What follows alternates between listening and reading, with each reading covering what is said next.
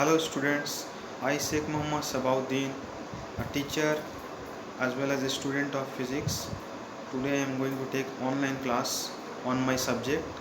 So watch the video carefully, and before starting I want to give you some instruction that watch the video in full screen mode, and landscape mode is preferable, and pause and write the notes in your copy, then replay the video again.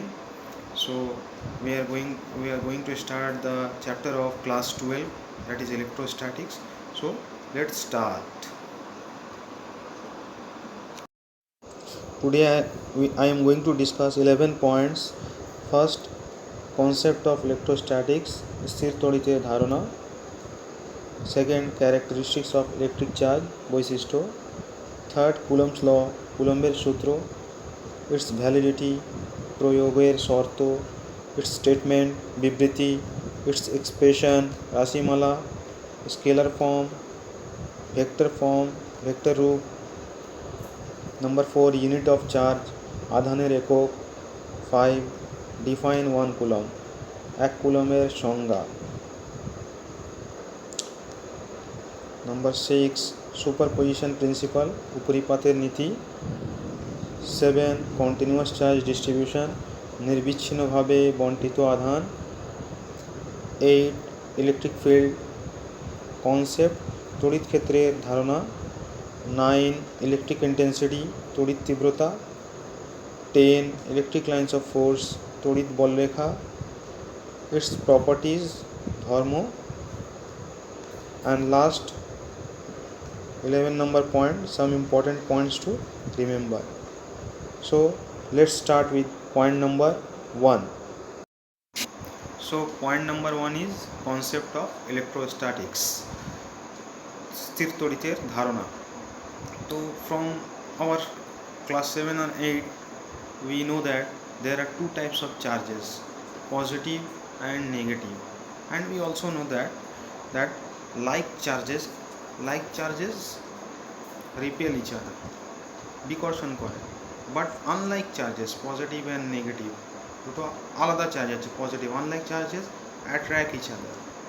So this we know from our very childhood. Now we come to the concept of atom. আমরা অ্যাটমের ধারণায় চলে আসি. আমরা জানি যে একটা অ্যাটমের মধ্যে কী কী থাকে. সেন্টারে মাঝখানে নিউক্লিয়াস থাকে, আর তার চারিপাশে ইলেকট্রনগুলো ডিফারেন্ট অরবিটসে ঘুরে বেড়ায়. আর নিউক্লিয়াসের মধ্যে কি থাকে? নিউক্লিয়াসের মধ্যে থাকে প্রোটন অ্যান্ড নিউট্রনস. নাও আমরা ইলেকট্রোস্ট্যাটিক্স নামটা দেখতে পাচ্ছি যে স্থির তড়িৎ. তো স্থির তড়িতের ধারণা কি, কনসেপ্ট কি? অ্যাকচুয়ালি আমরা কিছু এক্সাম্পলস দিতে পারি. যে যদি একটা গ্লাস রডকে একটা ধরে নিই, একটা গ্লাস রড আছে. একটা গ্লাস রডকে আমরা সিল্ক দিয়ে রাখ করছি. গ্লাস রডকে সিল্ক দিয়ে রাখ করে দেখা গেল যে গ্লাস রডে পজিটিভ চার্জ ডেভেলপ করে আর সিল্ক রডে নেগেটিভ চার্জ ডেভেলপ করে.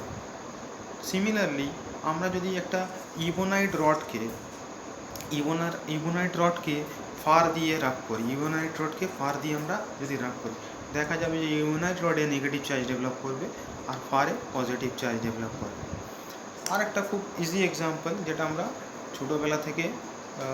ছোটোবেলা থেকে মানে পড়েছি ক্লাস 7-8-এ, যে স্থির তড়িতের খুব ভালো ধারণা আমাদের বাড়িতেই আমরা পাবো. যখন শীতকালে আমাদের চুলগুলো শুকিয়ে যায়, তখন আমরা যখন চিরুনি দিয়ে যে কম্বিং করার পর কিছু কাগজের টুকরো নিয়ে চিরুনিটা যদি সামনে নিয়ে আসি, when we bring our comb near small bits of papers, we will see that the papers will get attracted to the tip pointed portion of the comb. চিরুনি টিপ পয়েন্টের সঙ্গে পেপারগুলো গিয়ে অ্যাট্রাক্ট করবে, ছোটো ছোটো কাগজের টুকরো.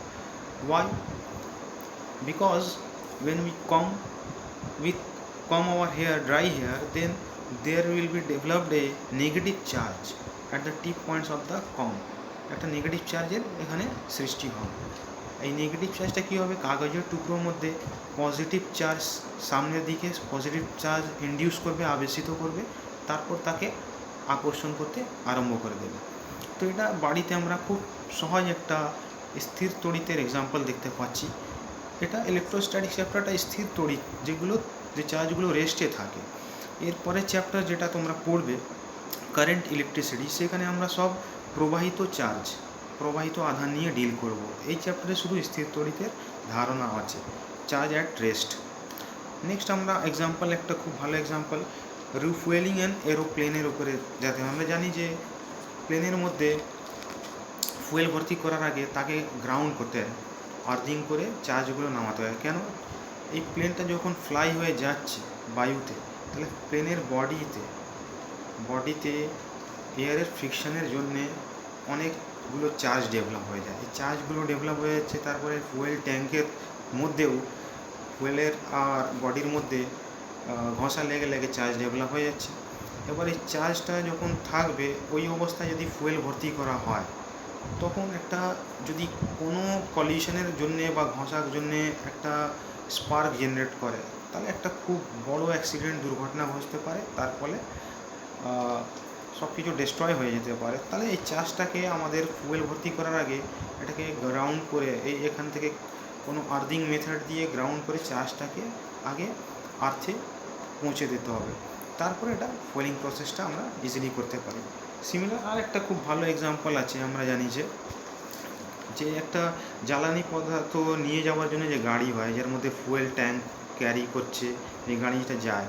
তো এই আগেকার কী হতো, এই গাড়ি সঙ্গে একটা মেটালিক চেন ঝুলে থাকতো। মেটালিক চেন সেটা আর্থের সারফেসে, পৃথিবীর তলের সঙ্গে এটা ঘেঁষে যেত। এটা কেন যে ফুয়েল ট্যাঙ্ক আছে গাড়ির মধ্যে, ওটা গাড়ি চলার জন্য ফুয়েল আর ওই ট্যাঙ্কের বডির মধ্যে একটা কলিশন হয়ে ওখানে একটা চার্জ ডেভেলপ হয়ে যাবে। ওই চার্জ ডেভেলপ হওয়ার জন্যে ওই চার্জটাকে সঙ্গে আমাদের গ্রাউন্ড করে আর্থে পৌঁছে দিতে হবে। নাহলে কী হবে, ওই চার্জ আবার যে কোনো কলিশন বা ঘষার জন্যে ওই চার্জটা যদি স্পার্ক জেনারেট করে, তাহলে ওখানেও একটা দুর্ঘটনার ব্যাপার হয়ে যাচ্ছে। তো এটাও স্থির তড়িৎ যে এখানে সৃষ্টি হয়ে যাচ্ছে বডি পার্টসে বা ফুয়েলের ট্যাঙ্কের ভেতরে বা বডি পার্টসে। তো এইগুলোকে গ্রাউন্ড না করলে আমাদের দেখি যে স্পার্কের জন্য অনেক দুর্ঘটনা ঘটতে পারে। এটাও একটা স্থির তড়িতের ভালো এক্সাম্পল। আর একটা আমরা এক্সাম্পল দেখতে পারি, আমরা জানি যে বড় বড় মনুমেন্টস বিল্ডিং হয়, তার সঙ্গে একটা মেটালিক রড লাগানো থাকে, একটু টিপ পয়েন্টেড। এবার কি হয়, যখন বাজ হয়, লাইটনিং বাজ হলে কী হবে, খুব হাই চার্জ যদি পুরো মনুমেন্টে পড়ে, যদি এই মেটালিক কন্ডাক্টরটা পরিবাহীটা না লাগানো থাকে, তাহলে কী হবে, ডাইরেক্ট চার্জটা ওই উঁচু মনুমেন্ট বা বিল্ডিংয়ের উপরে পড়বে। তারপরে এটা ড্যামেজ হয়ে যাওয়ার চান্সেস থাকে, বা বড় বড় গাছের মধ্যেও বাজগুলো পড়ে যায়। কিন্তু মনুমেন্টসকে বাঁচানো যায়, বড় বড় বিল্ডিংকে বাঁচানো যায় কী করে, ওর সঙ্গে যদি একটা মেটালিক কন্ডাক্টর আমরা লাগিয়ে দিই, যেটা ওর থেকে একটু উঁচু থাকবে, আর ওখানে পয়েন্টগুলো যেটা একদম শার্প থাকবে, পিন পয়েন্টেড, তাহলে চার্জগুলো খুব বেশি তাড়াতাড়ি অ্যাট্রাক্ট করে পিন পয়েন্টে। আর এই কন্ডাক্টরটা পুরো গিয়ে কোথায় গিয়ে টাচ করবে, এটা পৃথিবীর মধ্যে একটা মেটালিক প্লেটের সঙ্গে যুক্ত থাকবে। তাহলে যখনই একটা বাজ পড়বে, তাহলে হঠাৎ অনেক অ্যামাউন্ট অফ চার্জ, খুব বেশি আধান গিয়ে বিল্ডিংয়ে না পড়ে ওই কন্ডাক্টরের উপরে পড়বে।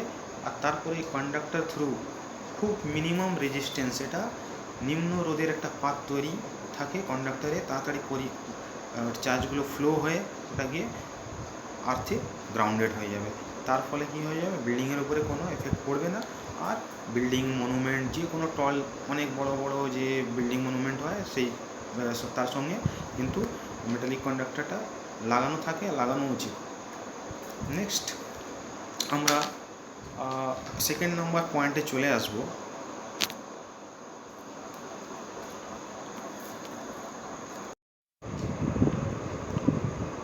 তো সেকেন্ড পয়েন্টটা হচ্ছে কোয়ান্টাইজেশন অফ চার্জ। সেকেন্ড পয়েন্টটা কোয়ান্টাইজেশন অফ চার্জ মানে ক্যারেক্টারিস্টিক্স অফ ইলেকট্রিক চার্জ, তড়িৎ আধানের বৈশিষ্ট্যের মধ্যে ওই ফার্স্ট আমরা চার্জের কোয়ান্টাইজেশনটা বুঝবো। এটার মানে কি, যে কোনো বডিতে টোটাল চার্জ কিউ যদি হয়, ওটা সব সময় একটা ইন্টিজার মাল্টিপল অফ ই থাকবে। এনটা এখানে ইন্টিজার, আর ইটা হচ্ছে ইলেকট্রন। যে ইলেকট্রনের ভ্যালু আমরা জানি 1.6 ইন্টু 10⁻⁻19 কুলম। তো যে কোনো বডিতে টোটাল চার্জ কিউ সেটা সব সময় ইন্টিজার মাল্টিপল অফ ইলেকট্রন থাকবে, ইন্টিজার মাল্টিপল এন, এন মানে 1 2 3 ডট ডট ন্যাচারাল নাম্বার থাকবে। এটা আবার বাংলা ভার্সানেও আমরা যদি দেখতে চাই তাহলে তো বাংলা ভার্সানে আমরা দেখছি যে কোয়ান্টাইজেশন অফ চার্জকে আধানের কোয়ান্টায়ন বলা হয়, যেখানে কিউটা এন ইন্টু ই, এনটাকে বলা হয় আখণ্ড গুণিতক ইন্টিজার মাল্টিপল, আর এনের ভ্যালু 1 2 3 4 নিতে পারে। আর ই হচ্ছে একটা ইলেকট্রনের আধান 1.6 into 10⁻⁻19। Characteristics of electric charge, তড়িৎ আধানের বৈশিষ্ট্যের মধ্যে সেকেন্ড পয়েন্টটা হচ্ছে কনজারভেশন অফ চার্জ, আধানের নিত্যতা সূত্র। কনজারভেশন মানে সংরক্ষণও হয়। এবার এখানে আমরা দেখতে পাচ্ছি যে একটা ইকুয়েশন আছে, সমীকরণ। এখানে ইউরেনিয়াম ভেঙে ওটা থোরিয়াম আর হিলিয়াম হয়ে যাচ্ছে। ইউরেনিয়ামের অ্যাটমিক নাম্বার 92, থোরিয়ামের 90 আর হিলিয়ামের 2 আছে। তাহলে আমরা দেখতে পাচ্ছি লেফট হ্যান্ড সাইডে অ্যাটমিক নাম্বার কত আছে 92, এবার রাইট হ্যান্ড সাইডে আছে 90 প্লাস 2 92। তাহলে ইকুয়েশনের লেফট হ্যান্ড সাইড আর রাইট হ্যান্ড সাইডে অ্যাটমিক নাম্বার টোটাল ইকুয়াল আছে, সমান আছে। একই রকম আমরা মাস নাম্বারও দেখতে পাচ্ছি। ইকুয়েশনের লেফট সাইডে মাস নাম্বার হচ্ছে 238, রাইট সাইডে হচ্ছে 234 প্লাস 4 মানে 238। তাহলে আমরা দেখতে পাচ্ছি অ্যাটমিক নাম্বার আর মাস নাম্বার ইকুয়েশনের দুদিকেই কনজার্ভ থাকছে, মানে সংরক্ষণ থাকছে। এটাকেই বলা হয় আধান, তড়িৎ আধানের নিত্যতা সূত্র, কনজারভেশন অফ চার্জ। নেক্সট আমরা চলে আসি 3 নম্বর পয়েন্ট, কুলম্বস ল, কুলম্বের সূত্র। তো কুলম্বের সূত্র কি বলছে, what does Coulomb's law say? Coulomb বলছে যখন দুটো চার্জ Q1 আর Q2 দুটোকে আর ডিস্টেন্স দিয়ে সেপারেট করা হয়, আলাদা করা হয়, তাহলে এই দুটো চার্জের মধ্যে একটা আকর্ষণ, যদি একই রকম চার্জ থাকে তাহলে বিকর্ষণ হবে, আর যদি সিমিলার চার্জ থাকে মানে দুটো আলাদা চার্জ থাকে পজিটিভ আর নেগেটিভ, তাহলে দুটোর মধ্যে আকর্ষণ বল কাজ করবে। ওই আকর্ষণ বা বিকর্ষণ বল এই দুটো চার্জের মধ্যে এটা হবে দুটো চার্জের সঙ্গে সমানুপাতিক, ডাইরেক্টলি প্রপোর্শনাল। আর ওই দুটোর মধ্যে যে ডিস্টেন্স আছে আর তার স্কোয়ারের সঙ্গে, তার বর্গের সঙ্গে ব্যস্তানুপাতিক, inversely proportional to the distance, square of the distance between the charges. তাহলে এই দুটোকে কম্বাইন করে আমরা দেখতে পাচ্ছি এফ ইজ প্রপোর্শনাল টু, সমানুপাতিক হচ্ছে Q1 Q2 by R square.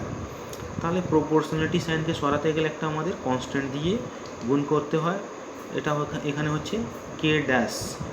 এবার এই ইকুয়েশনটা আমরা দেখতে পাবো, এই কে ড্যাশের ভ্যালু এখানে দেখতে পাচ্ছি সিজিএস সিস্টেমে কুলম্বস ল কে ড্যাশের ভ্যালু 1 হয়, আর এসআই সিস্টেমে কে ড্যাশের ভ্যালু 1/4πε0। তাহলে কুলম্বস লটা ফর ভ্যাকিউম আর এয়ার, কুলম্বস ল এর স্কেলার ফর্মটা হয়ে যাচ্ছে 1/4πε0 Q1 Q2 by R square, যেখানে ε0কে কী বলা হয়, ε0কে বলা হয় পারমিটিভিটি অফ ভ্যাকিউম और एयर फ्री स्पेस। এটা বাংলায় বলা হয় শূন্য মাধ্যমের তড়িৎ ভেদ্যতা। আমরা বাংলা ভার্সনটা এরপরে দেখব, বাংলা ভার্সনের মধ্যেও লেখা আছে। এবার এখান থেকে ε0 এক্সপ্রেশন লিখে ওর ইউনিট বার করতে পারবো, মাত্রা ডাইমেনশন বার করতে পারবো। ε0 ভ্যালুটাও দেওয়া আছে 8.854 into 10⁻⁻12 coulomb square newton inverse metre -2। এবার আমরা এই যে এক্সপ্রেশন আছে 1/4πε0, এখানে যদি আমরা পাইয়ের আর ε0 ভ্যালু বসাই তাহলে আমরা ভ্যালুটা পাবো 9 into 10⁹9 newton metre square coulomb inverse. এটা তোমাদের মুখস্থ রাখতে হবে, অঙ্কে তোমাদের এটা দেওয়া থাকবে না, এটা তোমাদের বসিয়ে অঙ্কগুলো সলভ করতে হবে কিন্তু। আচ্ছা, নেক্সট আমরা যদি ওই দুটো চার্জ Q1 আর Q2 ওটা বায়ুতে রাখা থাকলে তাহলে এক্সপ্রেশনটা আমরা দেখতে পাচ্ছি এটা হচ্ছে। কিন্তু এই দুটো চার্জ Q1 আর Q2কে যদি একটা অন্য মিডিয়ামে রাখা হয়, বায়ু ছাড়া অন্য মিডিয়াম যদি হয়, মানে ধরে নাও ওই মিডিয়ামটা জল হতে পারে, তারপরে অয়েল হতে পারে, তেল হতে পারে, বা কোনো সলিউশন হতে পারে, তাহলে ওই এপসাইলন জিরোর জায়গায় আমাদের এখানে এপসাইলন লিখতে হবে, যেখানে এপসাইলনটা হচ্ছে পারমিটিভিটি অফ দ্য মিডিয়াম। তো এপসাইলন আর এপসাইলন জিরোর মধ্যে একটা সম্পর্ক হওয়ার কথা, সেটা হচ্ছে epsilon is equal two K into epsilon zero, where K is the relative permittivity or dielectric constant of the medium. Relative permittivity মানে আপেক্ষিক তড়িৎভেদ্যতা, বা ডাইইলেকট্রিক কনস্ট্যান্ট মানে হচ্ছে পরাবৈদ্যুতিক ধ্রুবক। এবার আমরা বাংলা ভার্সনটা দেখব। বাংলা ভার্সনেও আমরা দেখতে পাচ্ছি এখানে দুটো চার্জ আছে, এই ফোর্সের এক্সপ্রেশনটাও দেওয়া আছে এখানে, আর এটা কুলম্বস লয়ের ফর্মুলাটা আমরা নিচে আস্তে আস্তে চলে আসছি। এটা এখানে আমরা দেখতে পাচ্ছি যে কুলম্বস লয়ের ফর্মটা F equal to Q1 Q2 by R square, সিজিএসে হলো, এসআইতে হলো 1/4πε0 Q1 Q2 by R square, যেখানে এপসাইলন জিরোরকে বলা হচ্ছে শূন্য স্থানের বা বায়ু মাধ্যমের তড়িৎভেদ্যতা। এপসাইলন জিরোর সাপেক্ষে এক্সপ্রেশনটা বার করে এপসাইলন জিরোর এককটাও বার করা হয়েছে, মাত্রাও বার করা হয়েছে। এপসাইলন জিরো ভ্যালু একটা আছে 8.854 ইন্টু 10⁻⁻12, সেটা মুখস্থ রাখতে হবে। 1/4π এপসাইলন জিরোর ভ্যালুটাও দেওয়া আছে এখানে। এবার এই ভ্যালুটা 9 ইন্টু 10⁹ যদি আমরা কুলম্বস লতে বসাই, তাহলে 1/4π এপসাইলন জায়গায় 9 ইন্টু 10⁹ লিখতে পারি। নেক্সট হচ্ছে আবার এটা ওই দুটো চার্জকে যদি আমরা কোনো মিডিয়ামে বসাই, এয়ার ছাড়া অন্য মিডিয়াম, তাহলে এপসাইলন জিরো হচ্ছে মাধ্যমের তড়িৎভেদ্যতা। এত অবধি আমরা ইংলিশ ভার্সনেও পড়েছি। নেক্সট, তাহলে কুলম্ব লয়ের আমরা কুলম্ব সূত্রর বিবৃতি এখানে দেখতে পাচ্ছি। আর কুলম্ব লয়ের কিছু শর্ত আছে, প্রয়োগের শর্ত, ভ্যালিডিটি। কুলম্ব ল সব কেসে ঘটে না, এখানে কিছু শর্ত লেখা আছে, এই শর্তগুলো ইংলিশ ভার্সনেও আমরা দেখতে পারবো। তাহলে ইংলিশ ভার্সনে কুলম্বস ল স্টেটমেন্টটা এটা হচ্ছে, আর এর ভ্যালিডিটি এখানে পয়েন্টসগুলো লেখা আছে যে কুলম্বস ল সবসময় পয়েন্ট চার্জের জন্য অ্যাপ্লিকেবল, মানে বিন্দু আধানের জন্যে। সেকেন্ডলি হচ্ছে ওই দুটো চার্জের মধ্যে যে দূরত্ব, ডিস্টেন্স, এটা গ্রেটার দেন, বেশি হতে হবে কিসের, নিউক্লিয়ার ডিস্টেন্সের, 10⁻⁻15 মিটার থেকে বেশি হতে হবে এই দুটো চার্জের মধ্যে দূরত্ব। আর থার্ড পয়েন্ট হচ্ছে কুলম্বস লটা only applicable for charges at rest with respect to the observer. তো কুলম্বস ল সবসময় স্থির চার্জ, যে চার্জগুলো রেস্টে আছে, স্থির আছে অবজারভারের সাপেক্ষে, মানে পর্যবেক্ষকের সাপেক্ষে স্থির আছে, শুধু সেই কেসে কুলম্বস লটা অ্যাপ্লাই হবে। এবার আমরা কুলম্বস লয়ের ভেক্টর ফর্মটা দেখব। ভেক্টর ফর্মটা কি করে ডেরাইভ করা যাবে, আমরা যদি দুটো চার্জ Q1 আর Q2 কনসিডার করি, তাহলে আমরা জানি যে দুটো যদি একই রকম চার্জ থাকে, ধরে না দুটো পজিটিভ আছে, তাহলে Q1 এর উপরে Q2 ফোর্স দেবে, এটাকে ধাক্কা দেবে এই দিকে, সেই ফোর্সটা লিখেছি আমি F12 ভেক্টর।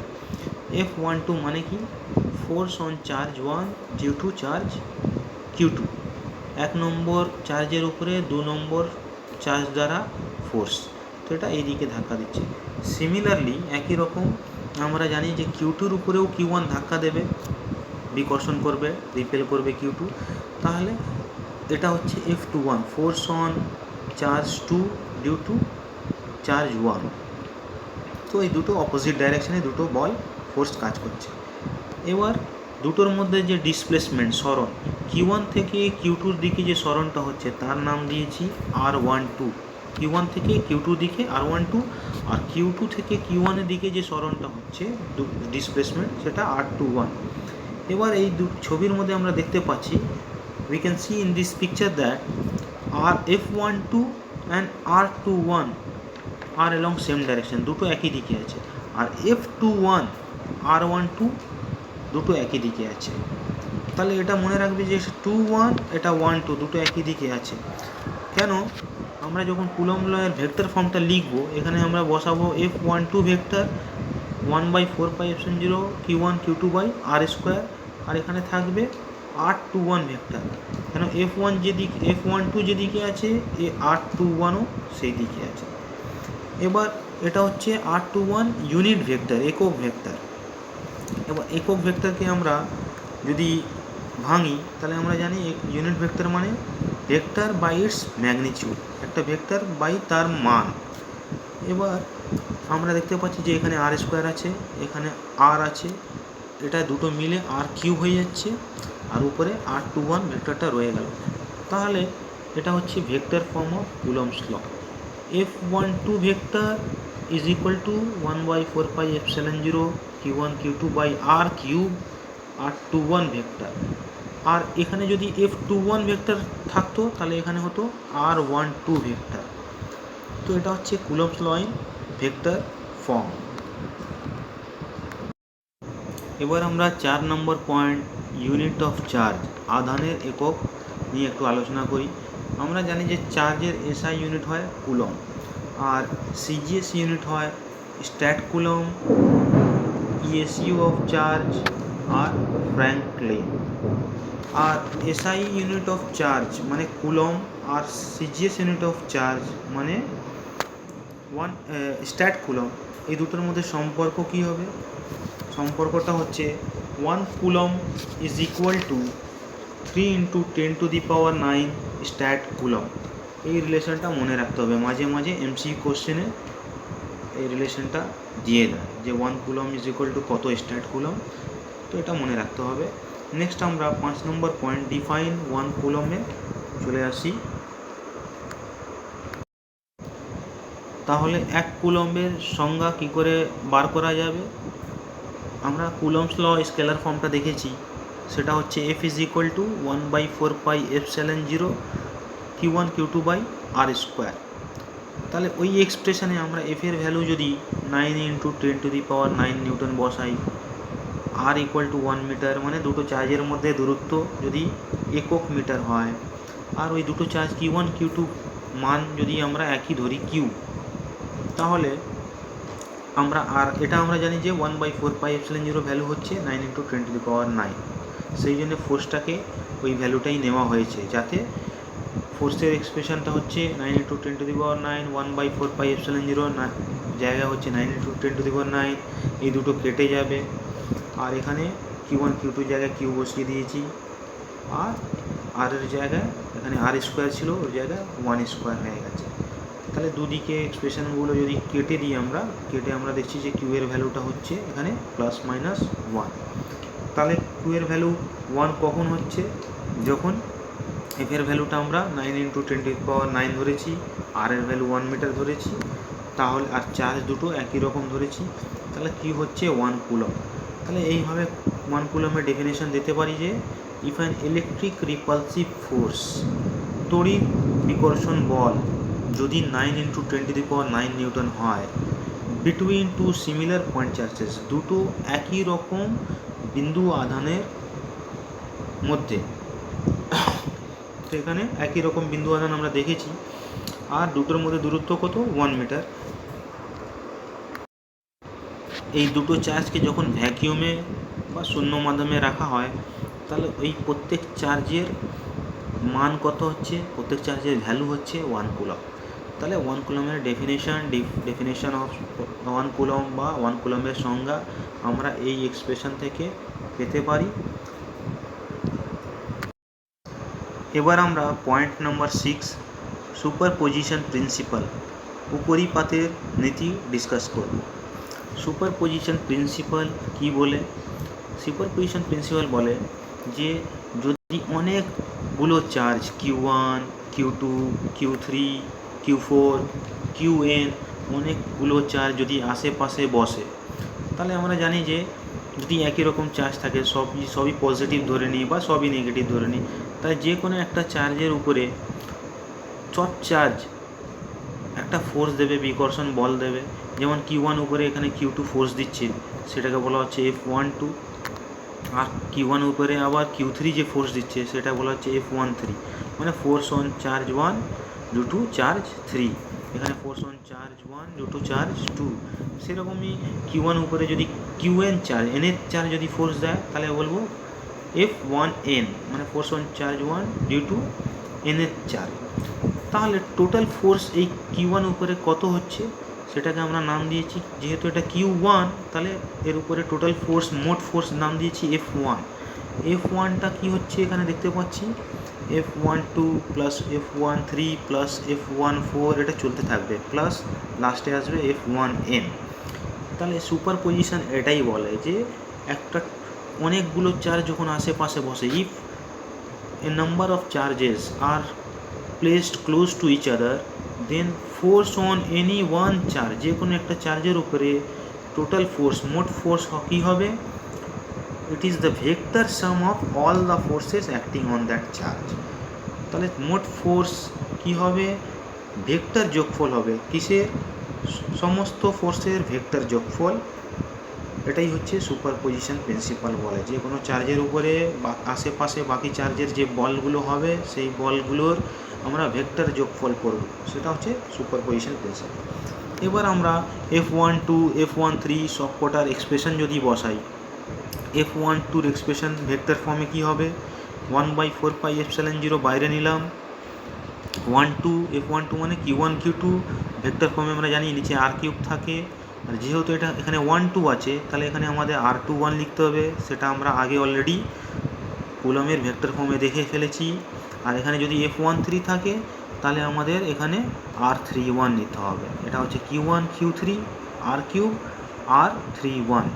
সিমিলারলি যদি আমরা এনের চার্জের জন্য করি তাহলে কি হবে, এনের চার্জের জন্য Q1 Qn by R³ R N1 হবে। এবার এই টোটাল ফোর্সটাকে আমরা যদি সামেশন নোটেশনে লিখি এক জায়গায়, তাহলে কুলম্বস লয়ের ফর্মটা কী হবে, চেহারাটা কী হবে, এখানে যেমন উপরে দেখতে পাচ্ছি F1, তাহলে এখানে Fi বসিয়ে দিলাম, আইটা যেমন 1 বলতে পারি, 2 3 4 nth অবধি এখানে বসাতে পারি আই এর ভ্যালু, ইকুয়াল টু 1/4πε0, এই ভ্যালুটা এখানে লিখে দিলাম।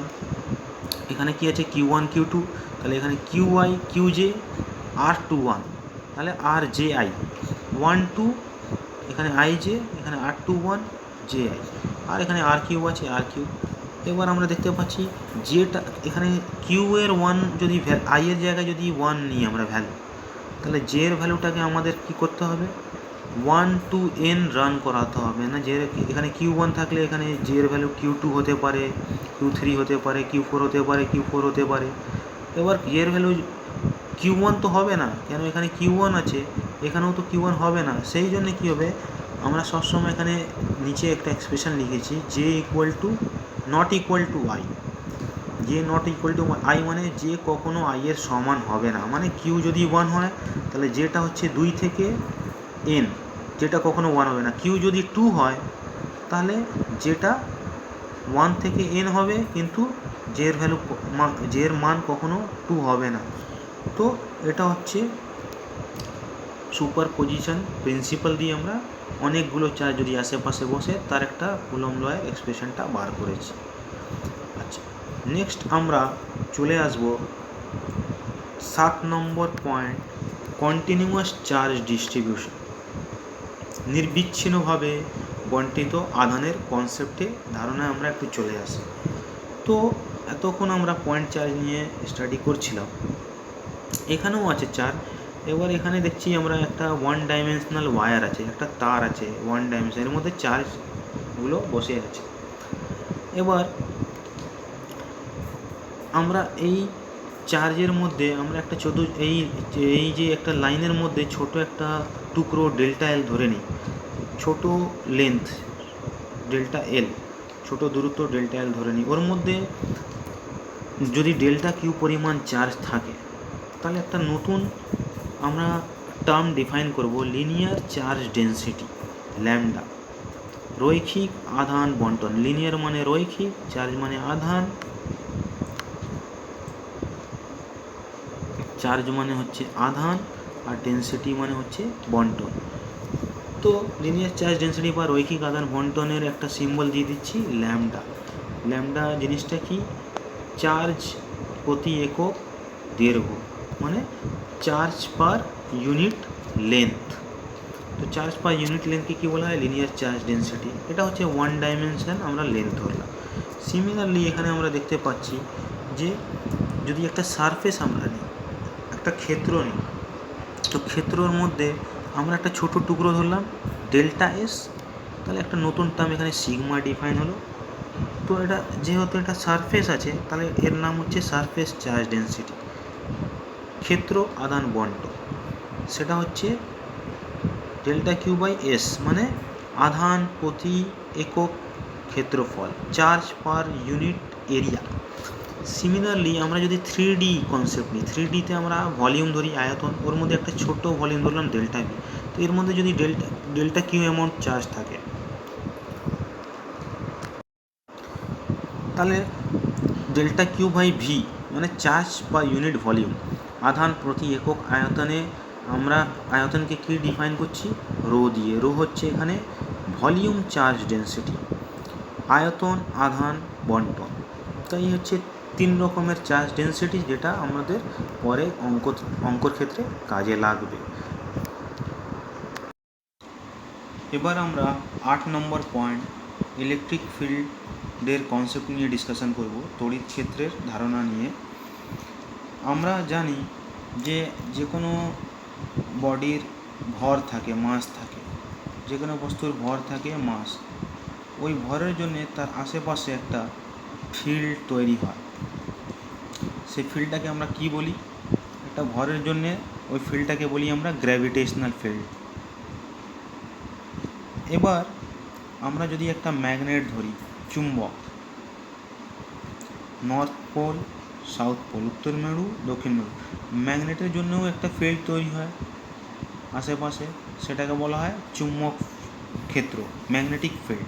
তো মাসের জন্যে, ভরের জন্যে কী হবে? Gravitational field. ম্যাগনেটের জন্যে কী হবে? ম্যাগনেটিক ফিল্ড, চুম্বক ক্ষেত্র। সেরকমই চার্জ যদি ধরি, আমরা ধরে নিই আমরা একটা পজিটিভ চার্জ ধরছি, পজিটিভ চার্জের জন্য আশেপাশে ওর একটা ফিল্ড তৈরি হবে। তো চার্জের জন্য হবে ইলেকট্রিক ফিল্ড। এবার ফিল্ডের কনসেপ্টটা কী আছে? আমরা এই যেমন গ্র্যাভিটেশনাল ফিল্ড তৈরি হয়েছে, আমরা নিউটন কী বলেছে? নিউটনের অভিকর্ষের সূত্র বলছে যে অন্য কোনো একটা মাস, ভর যদি এই মাসের এই ভরের আশেপাশে নিয়ে আসি আমরা, তাহলে ওটা ওকে আকর্ষণ করবে। কিন্তু এই মাসটাকে আমাদের এই যে মাস আছে তার ফিল্ডের মধ্যে নিয়ে আসতে হবে, তাহলেই এটাকে আকর্ষণ করবে। এর ফিল্ডের যদি বাইরে থাকে, তাহলে এটা কখনো আকর্ষণ করবে না। সিমিলারলি এটা চুম্বক আছে, চুম্বকের যদি আমরা পাশে অনেকগুলো পেরেক নিয়ে আসি, আয়রন নেল, লোহার কিছু পেরেক নিয়ে আসি, তাহলে এই ফিল্ডের মধ্যে যদি পেরেকগুলো রাখি, তাহলে এই পেরেকগুলোকে এটা আকর্ষণ করবে, অ্যাট্রাক্ট করবে। কিন্তু যদি আমরা ফিল্ডের বাইরে পেরেকগুলোকে রাখি, তাহলে এটা কখনো ওর উপরে কোনো এফেক্ট করবে না, কোনো ইনফ্লুয়েন্স পড়বে না, ওটা যেরকম আছে সেরকম পড়ে থাকবে। তো এটা হচ্ছে ফিল্ডের কনসেপ্ট। সেরকম চার্জে কী হচ্ছে? একটা চার্জ আছে প্লাস কিউ, তার ফিল্ডের ভেতরে যদি একটা পজিটিভ চার্জ নিয়ে আসি, তাহলে এই চার্জটাকে ধাক্কা দিয়ে বার করবে, বিকর্ষণ করবে, রিপালশন করবে। কিন্তু যদি এই চার্জটাকে যদি আমরা ফিল্ডের বাইরে রাখি, এই চার্জের যে ফিল্ড আছে ওর বাইরে যদি রাখি, তাহলে এটা এই চার্জের উপরে কোনো এফেক্ট করবে না, এই চার্জটা যেরকম আছে সেরকম পড়ে থাকবে। তো এটা হচ্ছে ফিল্ডের কনসেপ্ট। তাহলে ভরের জন্যে gravitational field, due to mass gravitational field, due to magnetic field চুম্বক ক্ষেত্র, ডিউ টু চার্জ আধানের জন্যে ইলেকট্রিক ফিল্ড তড়িৎ ক্ষেত্র। এটা হচ্ছে ফিল্ডের কনসেপ্ট। এবার আমরা নেক্সট চলে আসি 9 নম্বর পয়েন্ট। 9 নম্বর পয়েন্ট হচ্ছে ইলেকট্রিক ইন্টেন্সিটি। ইলেকট্রিক ইন্টেন্সিটিকে স্ট্রেংথ অফ ফিল্ডও বলা হয়, মানে তড়িৎ ক্ষেত্রের প্রাবল্য বা তীব্রতা। এটা 9 নম্বর পয়েন্ট। এর মানে কি? ইলেকট্রিক ইন্টেন্সিটি বা স্ট্রেংথ কী, প্রাবল্য বা তীব্রতা কী। আমরা এই যে একটা চার্জ রেখেছি, চার্জের আশেপাশে তো একটা ফিল্ড তৈরি হয়েছে। এবার এই চার্জের কত স্ট্রেংথ আছে, শক্তি আছে, কত তীব্রতা আছে, এটা জানবো কী করে? আমরা যদি একটা ইউনিট পজিটিভ চার্জ, একক ধনাত্মক চার্জকে এখানে এর ফিল্ডের মধ্যে নিয়ে আসি, তাহলে একটা এফ ফোর্স দিয়ে ধাক্কা দেবে। তাহলে এই যে এফ ফোর্সকে ধাক্কা দিচ্ছে, এই ধাক্কা দিচ্ছে একটা একক চার্জকে, যেটা ইউনিট পজিটিভ চার্জকে। তাহলে এর ইলেকট্রিক ইন্টেন্সিটি, এর তীব্রতা কত হবে? ই। ইলেকট্রিক ইন্টেন্সিটির সিম্বল হচ্ছে ই। ভেক্টরে যদি লিখি ই ভেক্টর, তাহলে ই ভেক্টর হচ্ছে ইজ ইকুয়াল টু এই যে ফোর্স দিয়ে ধাক্কা দিচ্ছে সেই ফোর্সের সমান হয়ে যাবে যদি একক চার্জ হয়। আবার যদি এই একক চার্জের জায়গায় আমরা যদি ধরে নিই একটা কিউ পরিমাণ চার্জ, Q0, একটা Q0 পরিমাণ চার্জ এখানে বসে আছে, তাহলে এই একটা চার্জ আগে থেকে ছিল, এই চার্জের জন্য একটা ফিল্ড ছিল, এর মধ্যে একটা Q0 চার্জ যদি এই ফিল্ডের মধ্যে নিয়ে আসি, তাহলে এই যে অরিজিনাল চার্জটা, সোর্স চার্জটা, উৎস আধানটা এর উপরে একটা ধাক্কা দিয়ে এটাকে সরাচ্ছে যে ফোর্স দিয়ে, সেই ফোর্সটা হচ্ছে এফ। আর এই চার্জের ভ্যালুটা এখন একক না, একক চার্জের জায়গায় আমরা ইউনিট চার্জের জায়গায় আমরা এখানে Q0 বসিয়ে দেবো। তাহলে এটা হচ্ছে এক্সপ্রেশন ফর ইলেকট্রিক ইন্টেন্সিটি, তড়িৎ তীব্রতার এক্সপ্রেশন হচ্ছে E equal to force per unit charge. Okay, তাহলে এই এক্সপ্রেশন থেকে আমরা ইলেকট্রিক ইন্টেন্সিটির, আমরা তড়িৎ প্রাবল্যর বা তীব্রতার আমরা এসআই একক বার করতে পারি। ফোর্সের এসআই একক হচ্ছে নিউটন আর চার্জের হচ্ছে কুলম্ব। তাহলে ইলেকট্রিক ইন্টেন্সিটি ই এর এসআই একক হচ্ছে নিউটন পার কুলম্ব। এবার এটাকে আর অন্যভাবেও লিখতে পারি, যেটা পরীক্ষায় আসে, শুধু এটা না, আর একটা ফর্ম এটা পরীক্ষায় এমসিকিউ কোশ্চেনে আসে। সেটা কি? আমরা উপরে আর নিচে একটা মিটার দিয়ে ভাগ করে দিলাম। এবার নিউটন ইন্টু মিটার মানেই হচ্ছে জুল, আর নিচে পড়ে আছে কুলমটাকে উপরে নিয়ে গেলাম, ওটা ইনভার্স হয়ে গেল। মিটারটাকে উপরে নিয়ে গেলাম, ওটাও ইনভার্স হয়ে গেল। তাহলে joule, coulomb inverse, metre inverse. এবার জুল কুলম ইনভার্সকে আমরা ভোল্ট লিখতে পারি, যেটা হচ্ছে বিভব প্রভেদ, পোটেনশিয়াল ডিফারেন্সের একক ভোল্ট, এটা জুল পার কুলম হয়। আর পাশে মিটার ইনভার্স বসিয়ে দিলাম। তো এটা একটা খুব ইম্পর্ট্যান্ট কোশ্চেন, এমসিকিউ কোশ্চেনে প্রায় আসে এইচএসে, যে ইলেকট্রিক ইন্টেন্সিটির এসআই একক কী? Volt metre inverse, volt metre to the power -2 আসতে পারে, ভোল্ট মিটার আসতে পারে, শুধু ভোল্ট মিটারও আসতে পারে। তাহলে এই জিনিসটাও মনে রাখতে হবে। আর শুধু নিউটন পার কুলম হচ্ছে, এটাও কিন্তু মনে রাখতে হবে, এটা বেশি আসে। তাহলে আমরা নিউটন কুলম্ব ল থেকে ফোর্সের এক্সপ্রেশন জানি, F is equal to 1/4πε0 Q0/r², এটা হচ্ছে স্কেলার ফর্ম। তাহলে ইলেকট্রিক ফিল্ড কী হবে? ই ইকুয়াল টু F/Q0, মানে 1/4πε0, এই এফটাকে Q0 দিয়ে ভাগ করে দিতে হবে। তাহলে আমরা কী পাবো? 1/4πε0 Q/r², কেন উপরের Q0টা এই Q0 দিয়ে ভাগ হয়ে গেছে। তাহলে ইলেকট্রিক ইন্টেন্সিটির স্কেলার এক্সপ্রেশনটা হয়ে যাচ্ছে এটা। আর এই যে এক্সপ্রেশনটা, এটাকে বলা হয় electric field due to single point charge, তড়িৎ ক্ষেত্র একটি বিন্দু আধানের জন্য, তড়িৎ ক্ষেত্রের এক্সপ্রেশনটা হচ্ছে এটা। এবার আমরা point number 10, electric lines of force discuss করব। তড়িৎ বল রেখা, ইলেকট্রিক লাইন্স অফ ফোর্স, বল রেখা, তড়িৎ বল রেখা, আর তার কিছু প্রপার্টিজ, ধর্ম নিয়ে ডিসকাস করব। First of all, electric lines of force কী? এই যে আমরা এই ছবিতে দেখতে পাচ্ছি যে এই যে বল রেখাগুলো বেরিয়ে যাচ্ছে, পজিটিভ থেকে বেরোচ্ছে, ধনাত্মক থেকে বেরোচ্ছে, আর নেগেটিভে এন্টার করছে। তো পজিটিভ থেকে বেরোচ্ছে, নেগেটিভে এন্টার করছে, এই যে অনেকগুলো লাইন্স দেখতে পাচ্ছি, এইগুলোকেই বলা হয় তড়িৎ বল রেখা, ইলেকট্রিক লাইন্স অফ ফোর্স। সেটা সবসময় পজিটিভ থেকে বের হয়, আর নেগেটিভে এন্টার করে। আর তারপরে এর কিছু প্রপার্টিসগুলো আমরা পড়ব। এবার আমরা যদি একটা লাইন্স অফ ফোর্স, একটা কার্ভেচার ধরি, এটা হচ্ছে একটা লাইন অফ ফোর্স।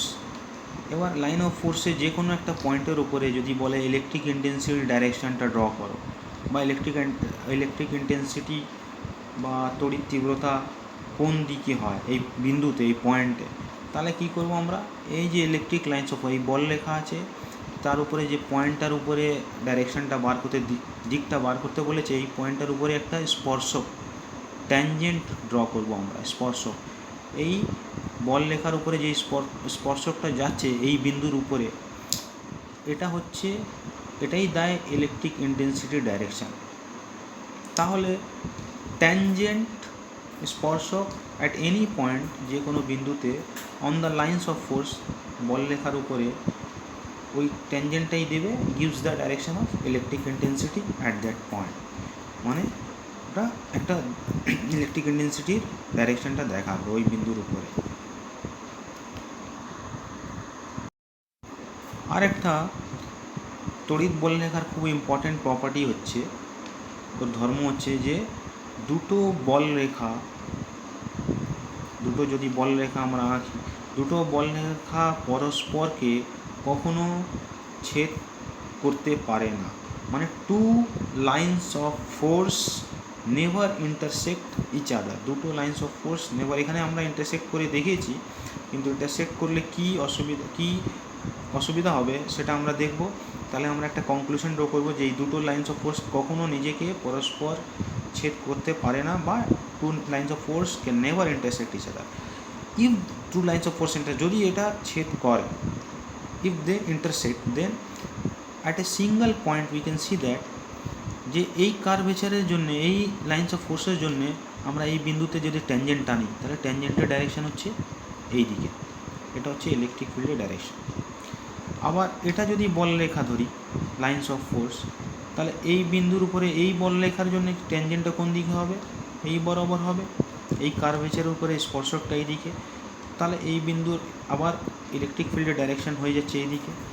তাহলে দুটো বল রেখা যদি এক জায়গায় ছেদ করে, ইন্টারসেক্ট করে, তাহলে ওই বিন্দুতে আমরা দেখতে পাচ্ছি ইলেকট্রিক ফিল্ডের দুটো বল রেখার জন্য দুটো ডাইরেকশন হয়ে যাচ্ছে, একটা এই দিকে, একটা এই দিকে।